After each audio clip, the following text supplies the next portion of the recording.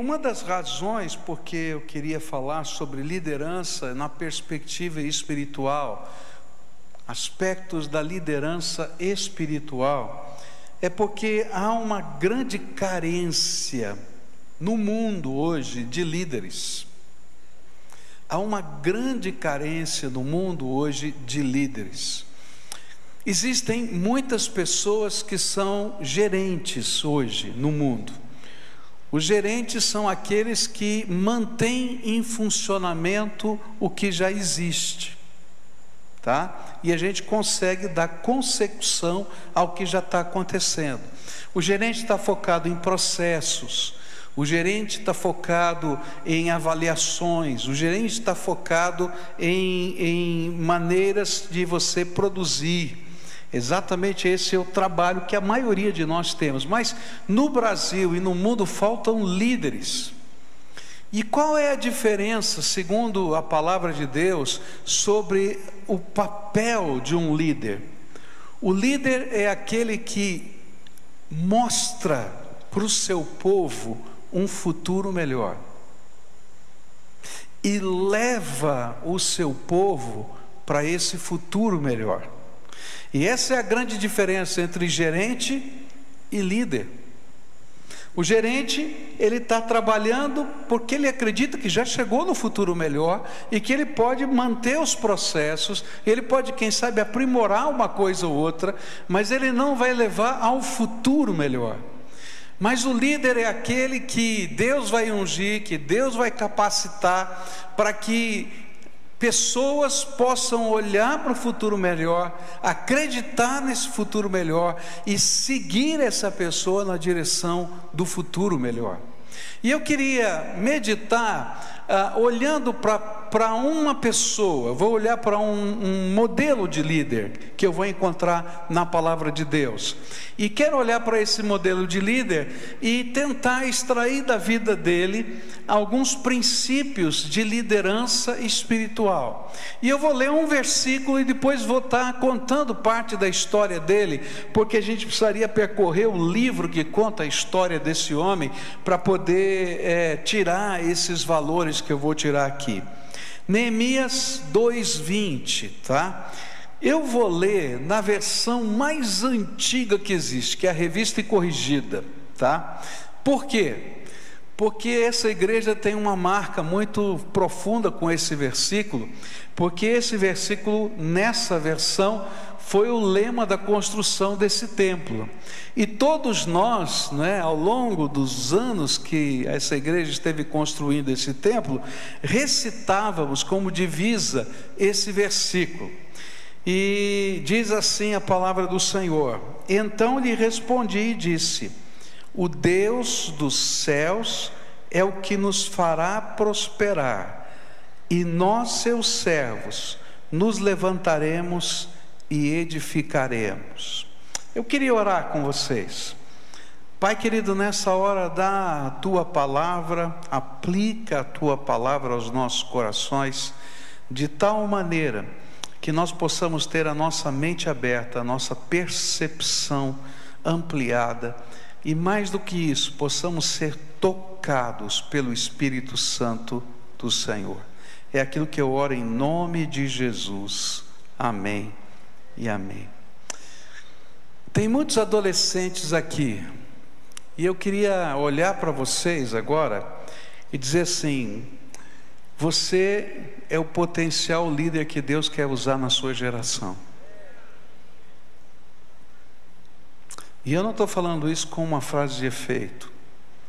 Eu estou falando isso porque eu creio que Deus vai levantar nessa geração, na sua geração, homens e mulheres cheios do Espírito Santo que farão diferença nessa terra.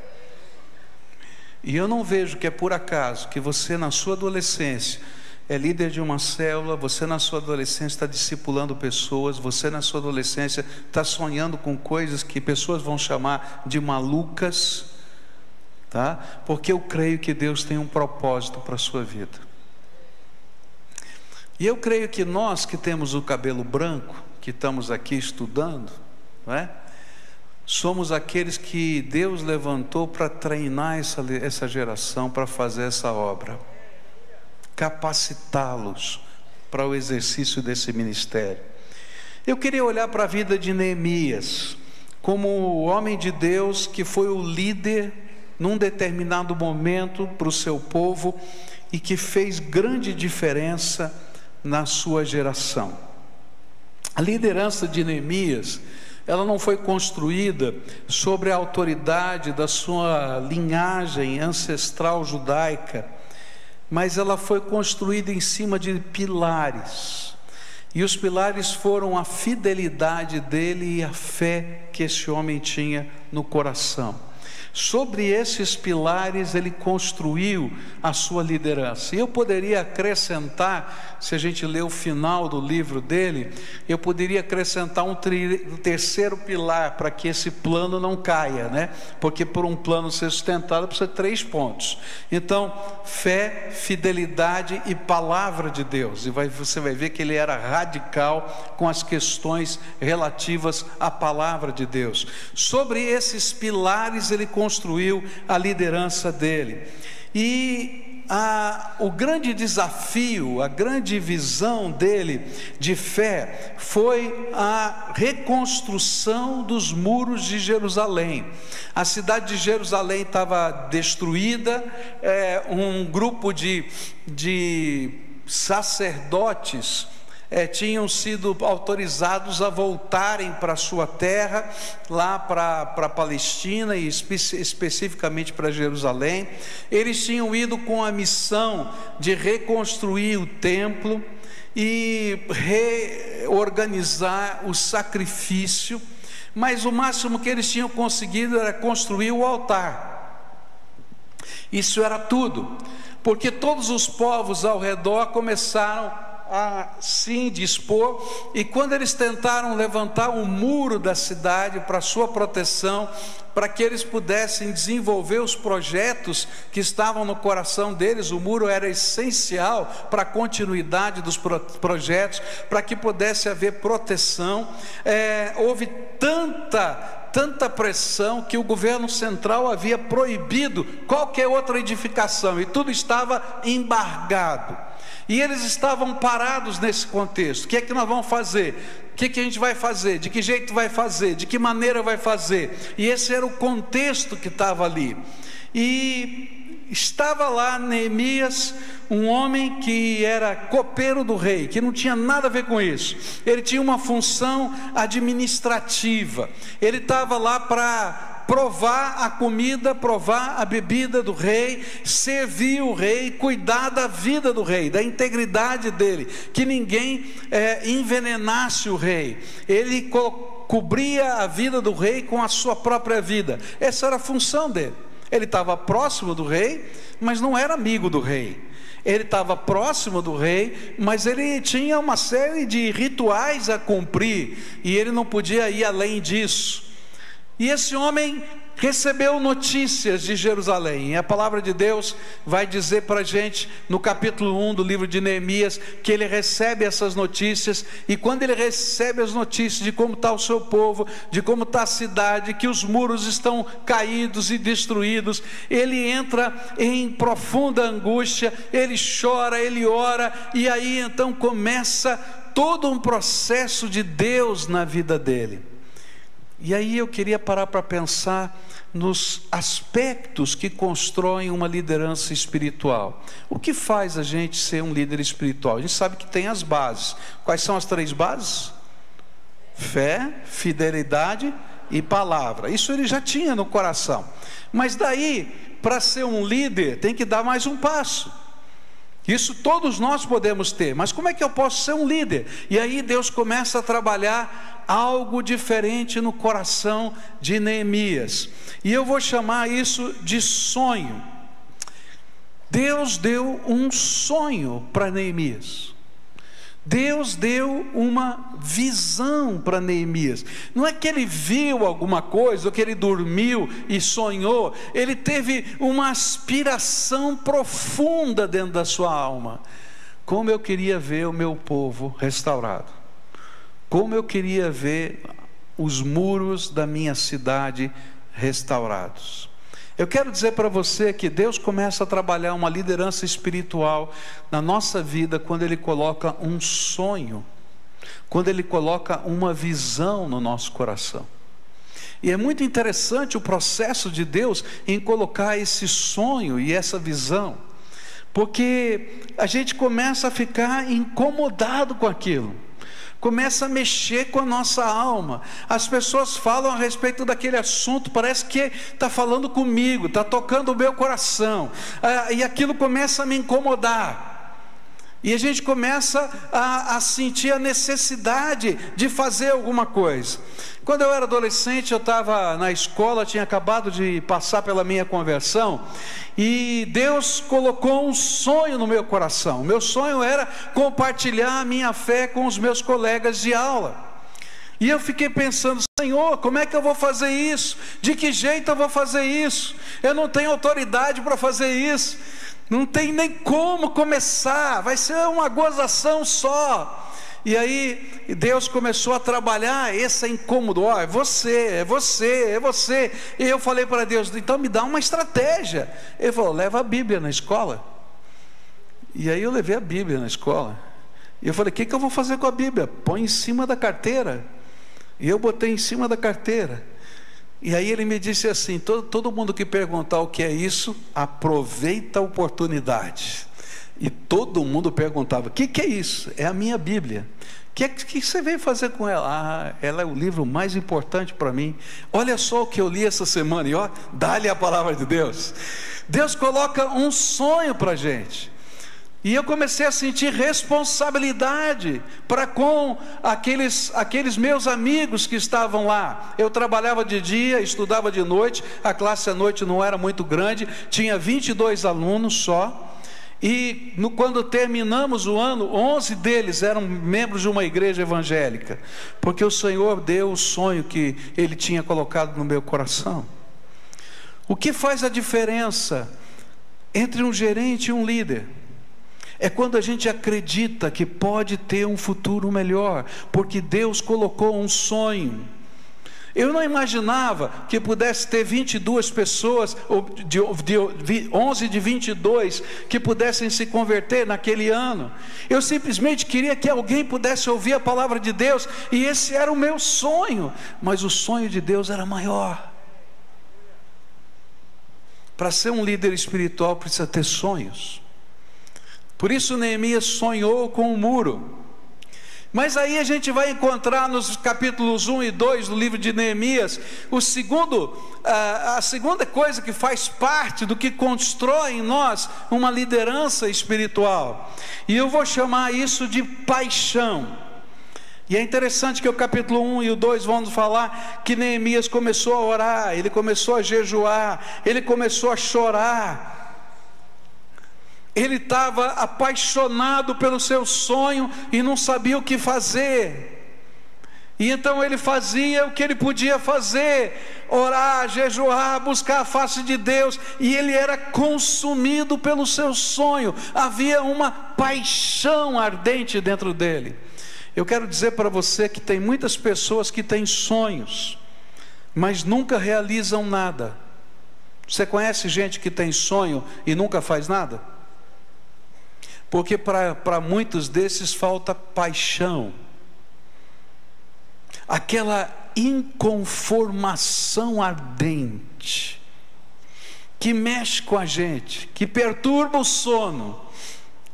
E o interessante é que quando a gente vive essa paixão, as pessoas percebem nos olhos da gente, no semblante da gente, que existe uma paixão dentro de nós.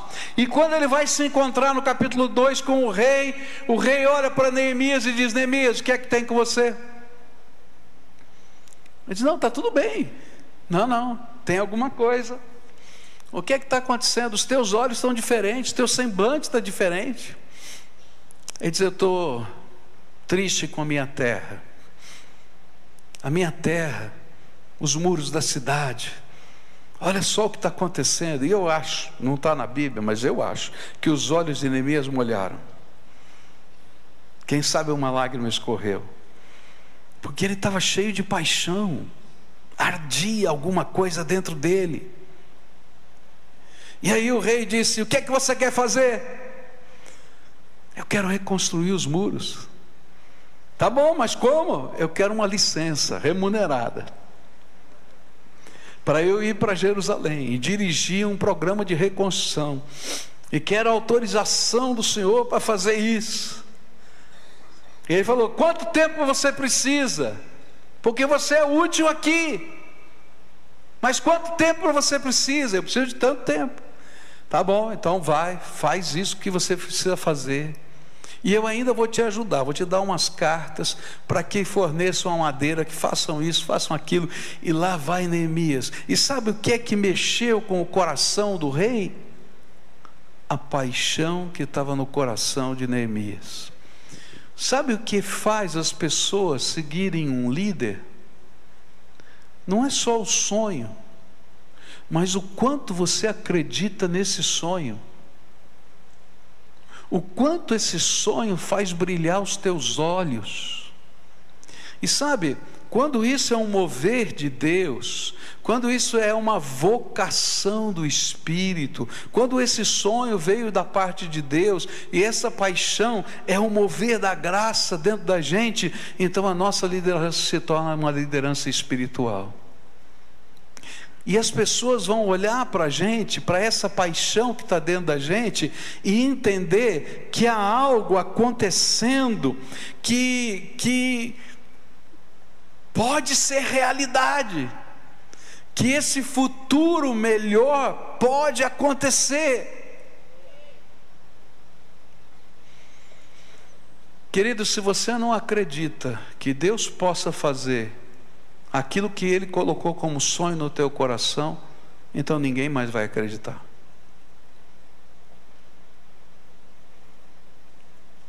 Cada vez que eu chego aqui nesse púlpito e lanço um desafio para a minha igreja, e olha que os desafios que Deus tem pedido para eu lançar não são pequenos, são grandes. Quem é membro dessa igreja sabe quão grandes são. Eu não venho sem antes ter tremido, suado frio, porque eles são grandes demais. Mas eu venho quando eu tenho certeza que a graça de Deus já me disse sim, eu posso ir. E aí então a paixão que está dentro do meu coração, ela passa a contaminar, no bom sentido, o coração de outras pessoas que começam a acreditar junto com a gente.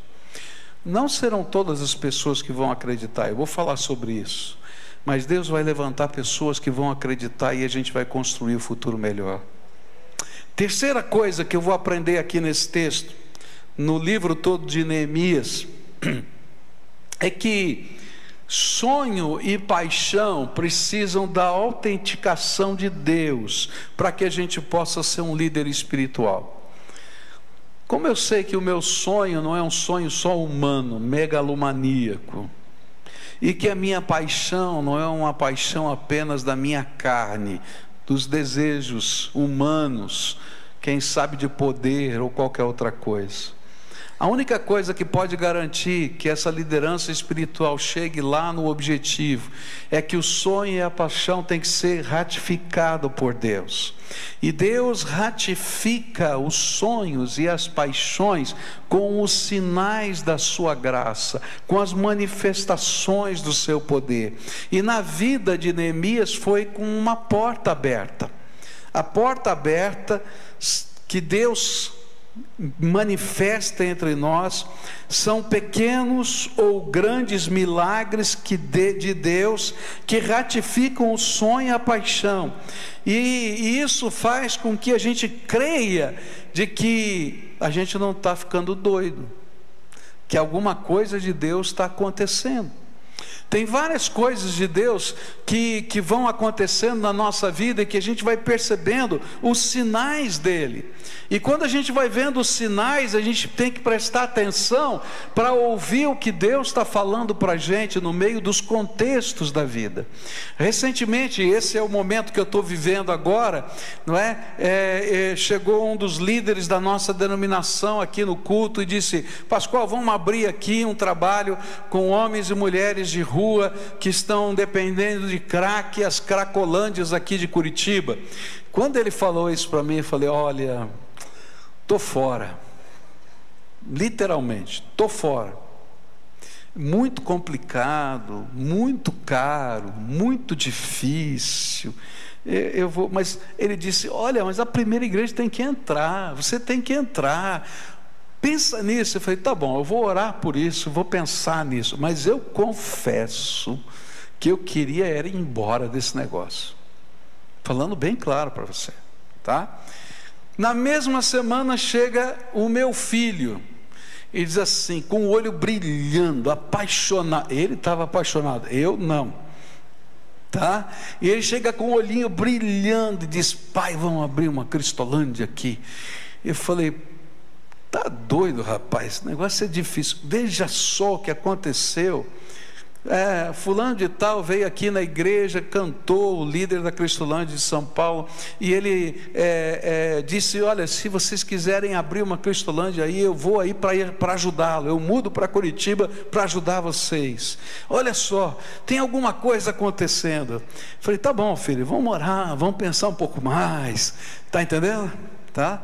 Aí, mais alguns dias na semana, ele me fala de novo, meu filho de novo, com o olhinho brilhando: olha, ligou, mandou um e-mail para mim, o Daniel Eiras, que é líder de missões de uma igreja vizinha daqui, e disse que ele quer ajudar nesse projeto, que a gente tinha que entrar nesse projeto, que a igreja tinha que entrar nesse projeto. Eu falei: meu Deus, está ficando sério esse negócio. Aí passa mais alguns dias, outra vez o Michel, porque o olhinho dele estava brilhando, o meu não estava. Está entendendo? E diz assim: pai, chegou um empresário aqui e falou que Deus está incomodando ele para abrir uma Cristolândia aqui em Curitiba, e ele quer dar 200 mil por ano, 100 mil cada semestre para começar, e já tem os primeiros 200 mil na mão que ele quer depositar. Que conta ele põe? Você entende? A paixão não era minha, nem a visão. A visão estava no coração daquele líder da denominação e estava no coração do meu filho. Mas os sinais de Deus são coletivos. E os sinais de Deus autenticam a visão e a paixão. E aí eu cheguei aqui no domingo pela manhã e disse assim: gente, ó, eu estou entendendo que eu estou sendo empurrado para esse negócio. Então, da agora em diante, vai ser meu sonho, minha visão e minha paixão. Tem um outro líder na história de Israel que também teve o sonho, a visão e a paixão empurrado. Foi Moisés. Moisés, depois do milagre, né, que Deus disse: você vai, aí ele disse: tá bom, estou indo. Aí virou o sonho dele, a visão e a paixão pelo resto da vida. Mas é interessante como sonho, paixão e milagres de Deus, que são as autenticações, constroem aquilo que eu vou chamar da essência de uma liderança espiritual. Se a gente não estiver disposto a sonhar com um futuro melhor, e se apaixonar por esse futuro melhor, e investir a vida para esse futuro melhor, e se a gente não tiver a autenticação de Deus, os milagres de Deus, a gente não vai alcançar o futuro melhor. Mas se isso está acontecendo, queridos, então pode ter certeza que a gente está a caminho do futuro melhor, e aí a gente vai seguir esse caminho. É interessante que o capítulo 2 de Neemias vai contar a história desse homem chegando lá. Ele chega na cidade de Jerusalém com uma pequena comitiva. Ele vai lá montado no seu burrinho, porque esse era o jeito daquela época, e ele então vai olhar a cidade.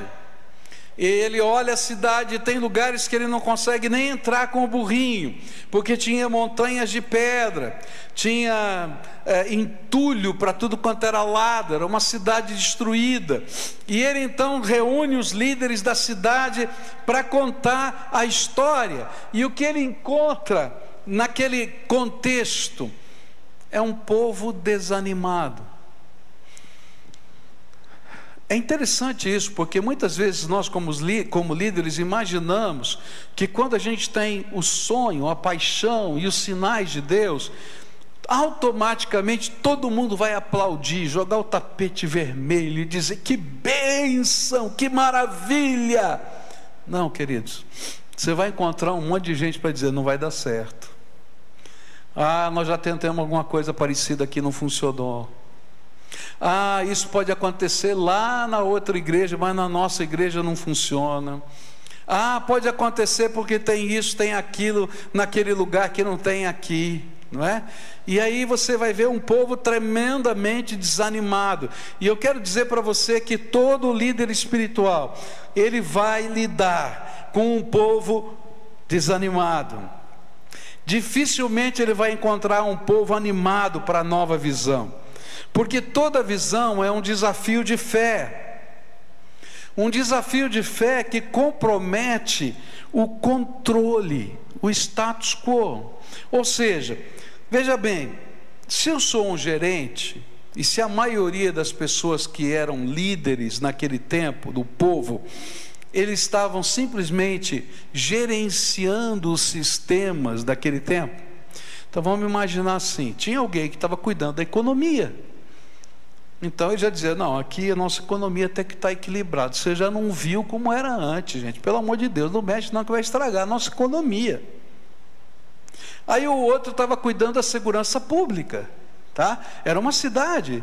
Dizia: não, esse negócio, você vai pegar os homens que eu tenho na segurança pública, vai botar para construir muro, vai ter bandido para todo lugar. A gente precisa do muro, mas antes do muro precisa ter o soldado para cuidar da segurança. Você vai bagunçar. Daí tinha um agricultor que dizia assim: gente, se a gente parar para construir um muro, não tem comida. E o que a gente vai comer depois? A gente não tem comida que vem de fora, não. Você era copeiro lá, nem precisava fazer a comida, né? Preparar, plantar a comida, já chegava pronta lá para você. Aqui, meu filho, tem que plantar, tem que colher, tem que fazer para depois comer. Esse negócio de copeiro não entende nada disso. Eu tenho certeza que ele enfrentou tudo isso. E todo líder vai ter que enfrentar isso. E a única coisa que nos faz continuar no processo de liderança é a certeza de que Deus nos colocou naquele lugar para construir um futuro melhor. Por isso, gerenciar é mais fácil que liderar, porque gerenciar não mexe no status quo. E o interessante é que, ainda que desejemos o futuro melhor, muitos de nós temos medo da jornada até o futuro melhor. E era por isso que aquele povo estava parado na construção dos muros. Um dos líderes da nossa denominação, o pastor Fernando Brandão, disse o seguinte para mim numa conversa. Eu até escrevi a frase dele, porque eu achei tremenda. Ele disse assim: todo líder comete erros. Então diga para quem está perto de você: você comete erros. Todo líder comete erros. Agora, ele disse uma coisa que eu acho tremenda: mas nenhum líder pode cometer erros estratégicos, pois os erros estratégicos comprometem o futuro da organização. O que é um erro estratégico? Naquele momento, não construir o muro era um erro estratégico. Não haveria independência da cidade. Não haveria autonomia religiosa.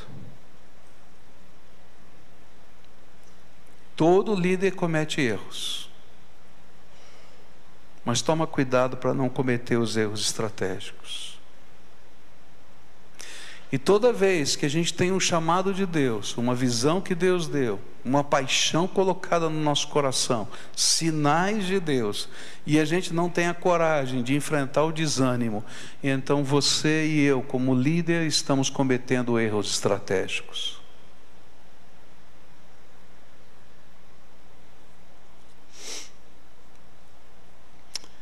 O erro estratégico é não levar o povo ao futuro melhor. E o pior é que esse é o maior e o mais comum erro estratégico de um líder. Você é líder, quem é líder aqui de uma célula? Levanta a mão. Qual é o futuro melhor que você vai levar à tua célula? Quantos são líderes de educação cristã nas suas igrejas? Levanta a mão aqui, quero ver. Estão fazendo curso aqui. Qual é o futuro melhor e maior que Deus está colocando para a sua liderança? Quantos são pastores aqui? Levanta a mão. Qual é o futuro maior e melhor que Deus colocou na visão, na paixão, para a comunidade que você lidera?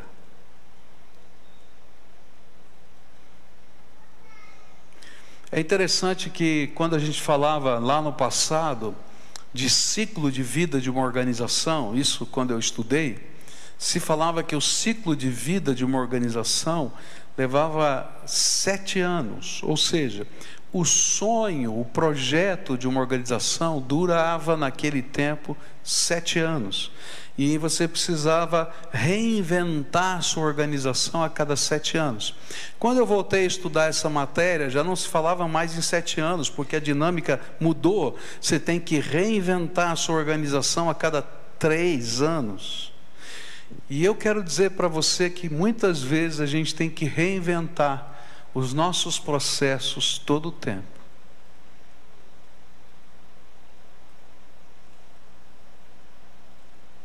Senão a gente não chega no futuro melhor. Existem problemas que nós lidamos, e agora eu quero falar para os líderes de igreja aqui, que não existiam no nosso tempo. No nosso tempo, a maioria das pessoas não trabalhavam no domingo. Agora muitos dos trabalhadores que estão na sua igreja trabalham em turno, folgam na segunda, folgam na terça, na quarta, na quinta, na sexta, no sábado, no domingo. Não é verdade o que eu estou falando? E aí como é que você faz com a educação cristã desse povo, se você só tem a escola bíblica dominical? Essa igreja adotou escola bíblica. Nós temos no domingo, mas tem na segunda, na terça, na quarta, na quinta, na sexta, no sábado também. Porque o mais importante não é o nome da instituição, mas é o propósito da instituição. A gente tem que se reinventar. Muitos de nós tínhamos outros modelos, por exemplo, vou pegar aqui dos próprios adolescentes, nas antigas escolas de treinamento que a gente tinha, que não treinavam nada, vamos falar a verdade, né? E treinava como escrever uma ata, treinava. Eu aprendi a escrever ata nos adolescentes, tal. Mas será que é isso que a gente precisa ensinar hoje? A gente tem que se reinventar. Agora, toda vez que você for mexer com essas coisas, pode ter certeza que você vai ter um povo desanimado que diz que não pode mexer nessas coisas, porque você está arrebentando a igreja. Será?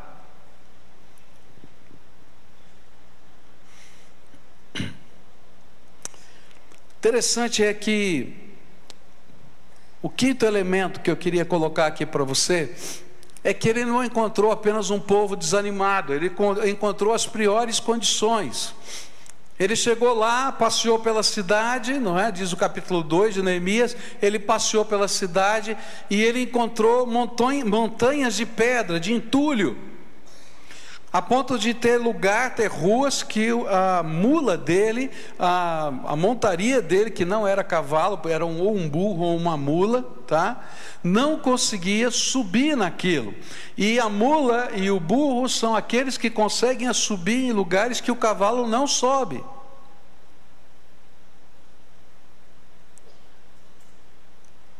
E certamente o povo estava dizendo: bom, como é que a gente vai fazer isso?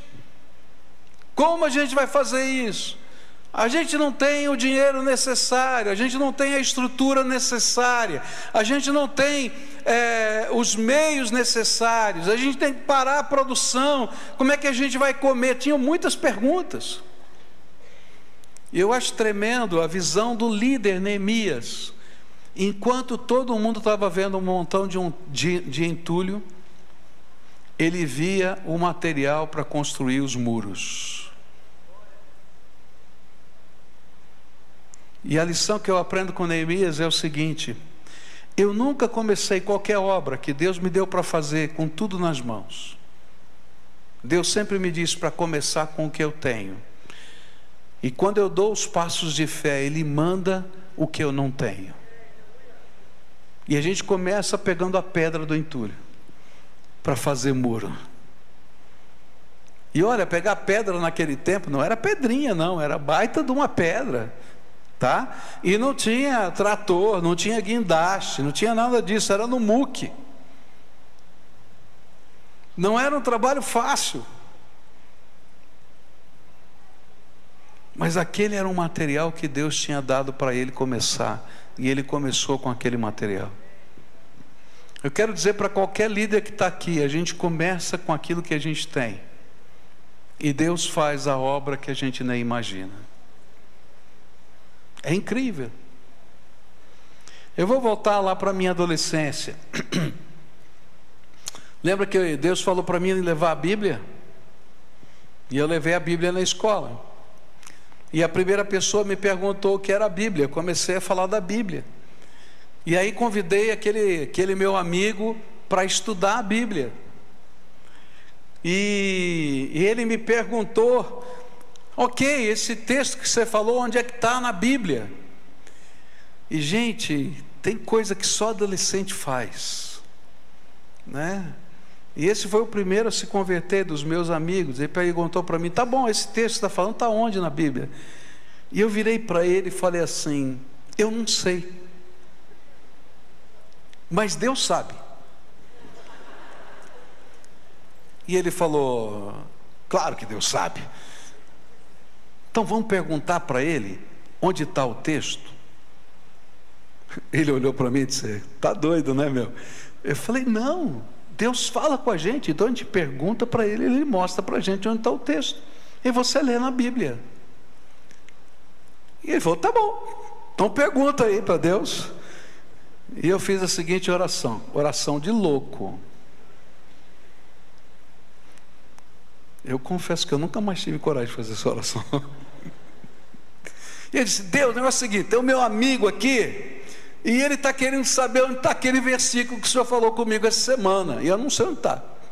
O senhor pode me ajudar? Eu vou abrir a Bíblia aqui, o senhor me mostra. E eu abri a Bíblia. E eu queria lembrar o texto da conversão de Paulo, tá? E o texto da conversão de Paulo aparece 3 vezes no livro de Atos. Para você não dizer que a minha Bíblia estava viciada, apareceu num dos outros textos do livro de Atos que não era aquele que eu tinha lido. E aí eu pude ler para ele. E ele ficou impressionado não com o texto, ele ficou impressionado com o Deus que fala. E ele foi o primeiro a se converter. E assim foram se convertendo outros. E cada um foram instrumentos diferentes que Deus usou.